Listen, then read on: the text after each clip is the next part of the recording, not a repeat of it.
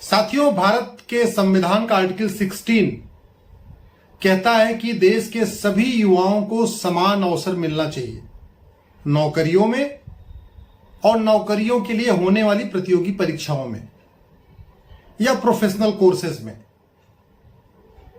सबको, कश्मीर से कन्याकुमारी, कच्छ से कामरूप, सभी युवाओं को समान अवसर मिलना चाहिए।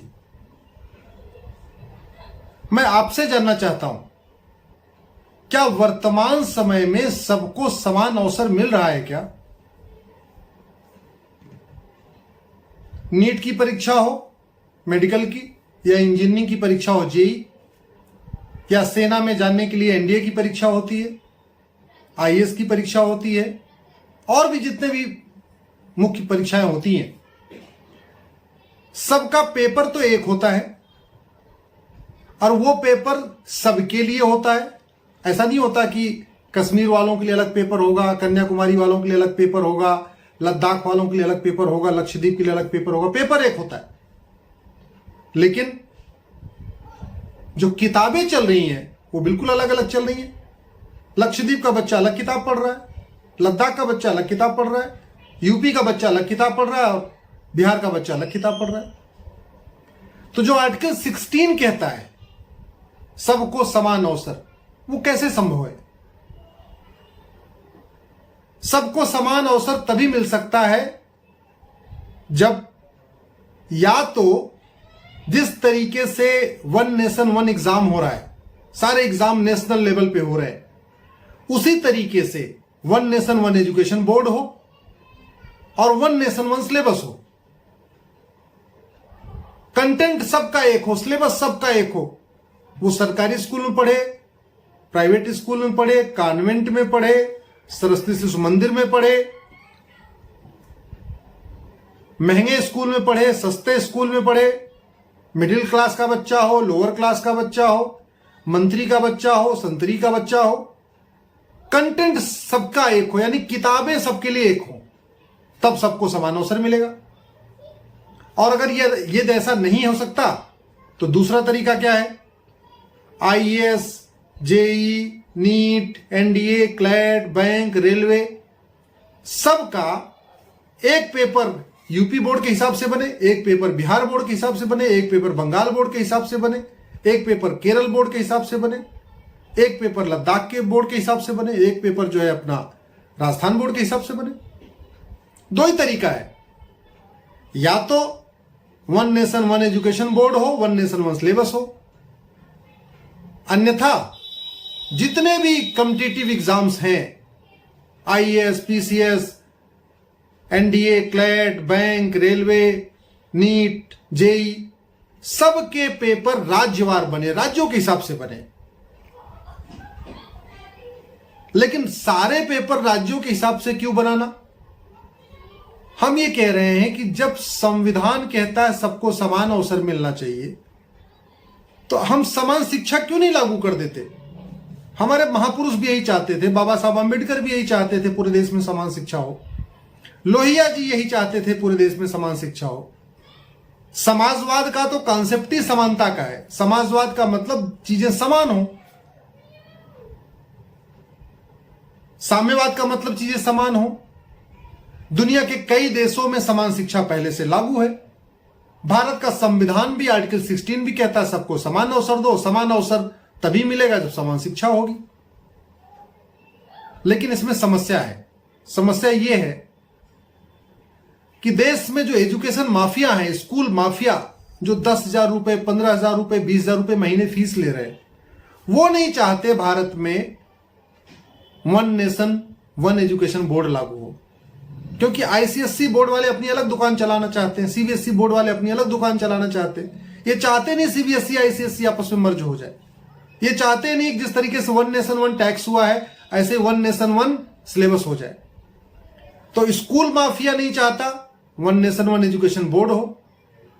कोचिंग माफिया नहीं चाहता है कि यहां पे वन नेशन वन सिलेबस हो, क्योंकि जैसे ही वन नेशन वन सिलेबस हो जाएगा, ये जो कोचिंग माफिया अपनी दुकान खोल के बैठे, इनकी दुकान बंद हो जाएगी।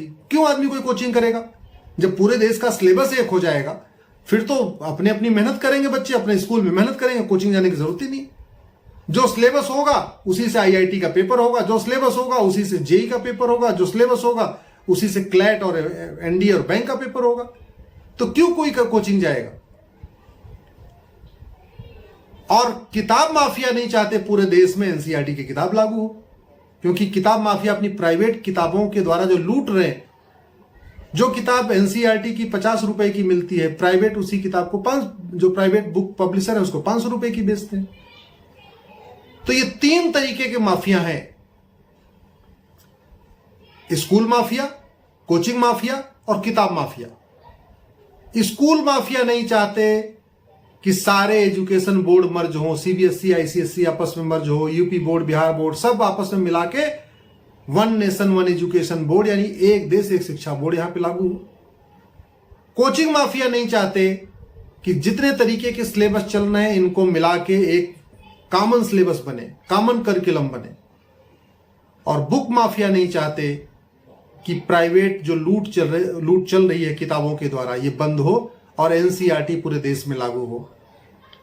केंद्रीय विद्यालय का पूरे देश का सिलेबस एक होता है, केंद्रीय विद्यालय का तो स्कूल ड्रेस भी पूरे देश का एक होता है। केंद्रीय विद्यालय में एनसीईआरटी किताब पूरे देश में पढ़ाई जाती है। चाइना में यूनिफॉर्म एजुकेशन सिस्टम है, अमेरिका ने यूनिफॉर्म एजुकेशन सिस्टम अडॉप्ट कर लिया है, सिंगापुर में यूनिफॉर्म एजुकेशन सिस्टम अडॉप्ट कर लिया है। और मैं कहता हूं कहीं और हो चाहे ना हो, जब इस देश का संविधान कहता है सबको समान अवसर मिलना चाहिए और समान शिक्षा यानी एक देश एक शिक्षा बोर्ड और एक देश एक सिलेबस के लागू किए बिना समान अवसर मिल ही नहीं सकता, फिर तो ये लागू होना ही चाहिए। साथियों, समान शिक्षा से केवल समान अवसर नहीं मिलेगा, समान शिक्षा से जो ये दुकानें चल रही माफिया राज खत्म नहीं होगा, बल्कि समान शिक्षा से जातिवाद कम होगा। समान शिक्षा से जो क्लास क्रिएट हो गई है, lower class, middle class, economically weaker section, higher class, elite class, ये जो क्लास बच्चों के दिमाग में आ जाती है कि मैं तो हायर क्लास के स्कूल में पढ़ता हूं, मैं तो मिडिल क्लास के स्कूल पढ़ता हूं, ये क्लास सिस्टम खत्म होगा। यूनिफॉर्म एजुकेशन सिस्टम लागू होने से कास्टिज्म खत्म होगा, जातिवाद, भाषावाद खत्म होगा, क्षेत्रवाद खत्म होगा, अलगाववाद खत्म होगा, कट्टरवाद खत्म होगा, मजहबी उन्माद खत्म होगा और जो आतंकवाद है इस पे भी बहुत हद तक रोक लगेगी। आप जरा खुद सोचिए, जब देश के 18 वर्ष तक के सारे बच्चे एक जैसी किताब पढ़ेंगे तो उनकी सोच भी एक जैसी होगी। और एक बात मैं आपको बता दूं, ये बहुत आसान है, संभव है, संवैधानिक है, बस आप लोगों को इसके लिए आगे आने की जरूरत है। आप यूनिफॉर्म एजुकेशन के बारे में लोगों से अधिक बात करिए, इस वीडियो को अधिक से अधिक लोगों से शेयर करिए, अपने ट्विटर पे शेयर करिए, अपने फेसबुक पे शेयर करिए, अपने सांसद को टैग करके ट्वीट करिए। ज्यादा से ज्यादा आप समान शिक्षा की बात करिए, यूनिफॉर्म एजुकेशन लागू करने की बात करिए। और यूनिफॉर्म एजुकेशन का जरा आप दूरगामी परिणाम क्या सोचिए। जी, इस देश में राइट टू एजुकेशन है, हमें करना क्या है, उसको केवल राइट टू इक्वल एजुकेशन बनाना है। राइट टू एजुकेशन 14 साल तक लागू होता है, उसी कानून को बदल के राइट टू इक्वल एजुकेशन करना, उसको 18 साल तक कर देना है। 18 वर्ष तक पूरे देश में जब बच्चे एक जैसी किताब पढ़ेंगे, एक जैसे तरीके से पढ़ेंगे, एक जैसी सोच विकसित होगी, तो मैंने कहा ना, ये जातिवाद, भाषावाद, क्षेत्रवाद, अलगाववाद, कट्टरवाद, माओवाद, नक्सलवाद, ये सब चीजें कम होंगी। इसलिए मैं आपसे आग्रह करता हूं, इसका अधिक से अधिक प्रचार प्रसार करिए।